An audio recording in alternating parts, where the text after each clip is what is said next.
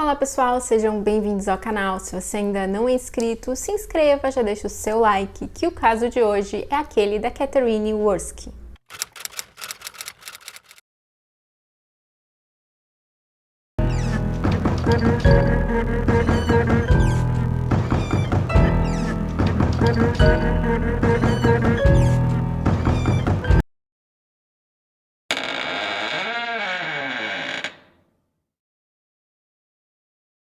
O caso que eu vou contar hoje ocorreu em Charlottesville, na Virgínia, Estados Unidos, em 1982.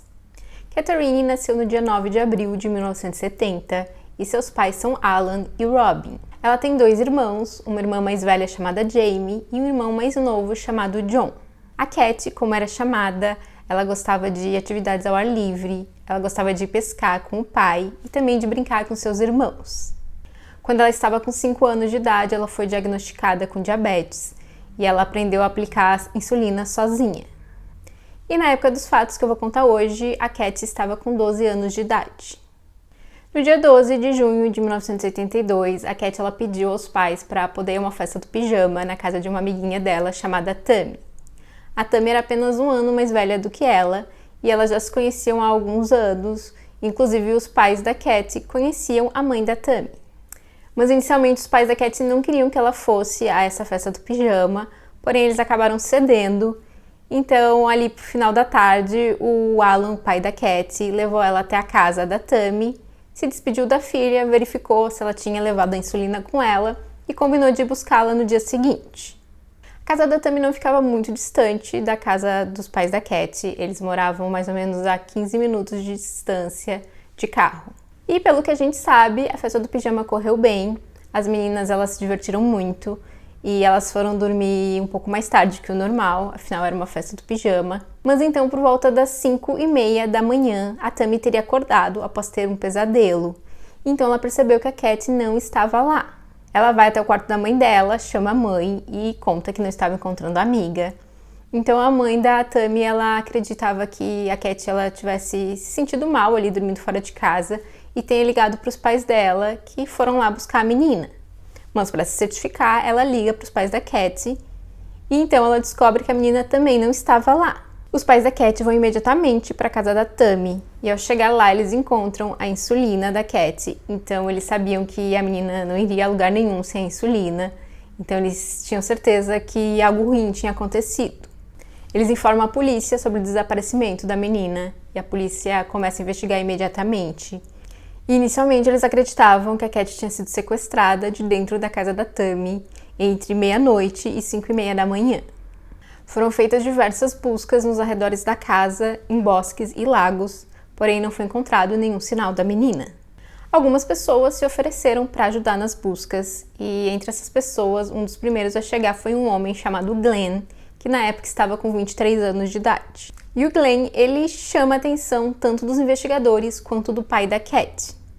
O Alan, o pai da Cat, ele conhecia o Glenn de vista, já que ele trabalhava num posto de combustível onde ele costumava abastecer o carro. Mas o pai achou um pouco estranho que ele tenha aparecido ali, tenha sido um dos primeiros a chegar ali para se oferecer a ajudar nas buscas. Já a polícia suspeitou dele por outros motivos, porque o Glenn tinha um histórico criminal. Ele tinha sido preso por ter ameaçado e sequestrado uma jovem utilizando uma faca. E ele tinha saído da prisão pouco tempo antes do desaparecimento da Cat. E o Glenn, ele também teve um relacionamento com a mãe da Tammy, a amiga da Cat. O Glenn, ele nasceu em 1959, na Virgínia. E os pais dele se separaram quando ele tinha apenas 6 anos de idade. Ele acabou indo morar com a mãe na Carolina do Norte. Lá ele se destacou jogando futebol e ele inclusive ganhou uma bolsa de estudos por conta do desempenho dele no esporte. Porém, quando estava no último ano do colégio, a namorada do Glenn ela engravidou.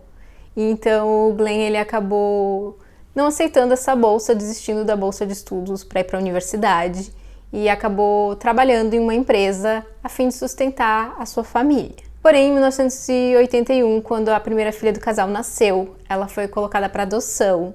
E pouco tempo depois, a então esposa do Glenn acabou o deixando. Depois disso, ele passou a consumir uma grande quantidade de álcool e substâncias ilícitas.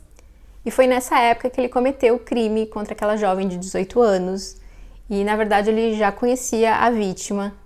Ele acabou a sequestrando e amarrando em uma cama, porém ela conseguiu fugir e ele foi detido, mas ela não quis testemunhar contra ele. De qualquer forma, ele se declarou culpado e ele foi sentenciado a 2 anos de prisão. Como eu mencionei antes, pouco tempo antes do desaparecimento da Cat, ele tinha saído da prisão. O Glenn, então, acaba sendo levado para o interrogatório e ele admite que ele esteve na casa da mãe da Tammy na noite do desaparecimento da Cat. Como eu falei, ele teve um relacionamento com a mãe da menina, mas nessa noite ele teria sido rejeitado pela mãe da Tammy. Mas mesmo assim ele continuou um tempo ali na casa, já que ele viu as 2 meninas e o irmão mais novo da Tammy brincando, conversando ali na sala de estar. Ele se juntou às crianças e ele teria dado uma cerveja para cada uma das meninas. Porém, mais tarde, a Tammy contou que, na verdade, tanto ela quanto a Cat tinham bebido mais do que uma cerveja. E os dois, tanto o Glenn quanto a Tammy, eles contam que, depois disso, o Glenn teria levado o irmão mais novo da Tammy até o quarto dele e contado uma história para ele dormir. E então, as meninas também foram pro quarto da Tammy e foram dormir.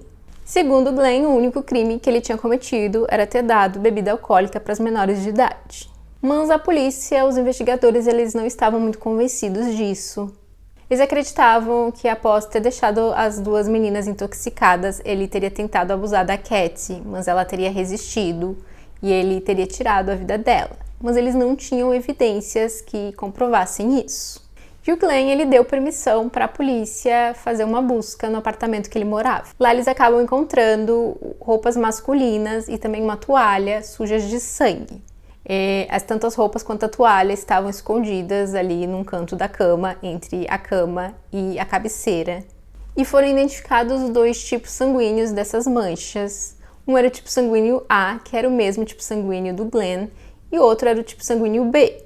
Na casa da mãe da Tammy também foram encontradas algumas gotas de sangue, mas eram gotas bem pequenas, então a polícia acreditou que podia ser um local onde a Cat teria aplicado a insulina, então tivesse caído essas pequenas gotas. O carro do Glenn também é revistado, também é feita uma busca no carro dele com cães farejadores, e os cães eles conseguem farejar o odor da Cat. No carro também foi encontrado um fio de cabelo que coincidia com o cabelo da Cat.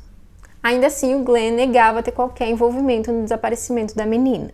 As buscas continuaram até o dia 15 de julho de 1982. E no início de 1983, eles acabam identificando o tipo sanguíneo da Cat, que até então eles não sabiam, e o tipo sanguíneo da menina era o tipo B, que era igual àquele encontrado nas manchas de sangue das roupas masculinas e da toalha, além do tipo A. E como o tipo A era o tipo sanguíneo do Glenn, então os investigadores acreditavam que aquelas manchas de sangue, o sangue pertencia a alguma parte ao Glenn e outra parte à Cat. Porém, na época não era possível fazer uma comparação do DNA apenas do tipo sanguíneo. O Glenn ele é detido e ele é acusado por ter tirado a vida da Cat. O Glenn se declarou inocente e ele disse que na verdade a polícia tinha armado para ele, tinha colocado aquelas roupas sujas de sangue no apartamento dele para poder incriminá-lo. O Glenn ele foi a julgamento e ele foi considerado culpado do crime, recebendo uma pena de 18 anos de prisão. E o Glenn foi a segunda pessoa a ser condenada por assassinato na Virgínia, em que o corpo da vítima não tivesse sido encontrado. Em abril de 1992, após cumprir 9 anos de prisão, ele sai em liberdade condicional. E existem outros casos, outros crimes que têm alguma ligação com o Glenn. Um desses casos é de uma jovem chamada Cynthia e da filha da Cynthia, que na época estava com 7 anos de idade. As 2 foram encontradas sem vida na casa que elas moravam e a casa tinha sido incendiada.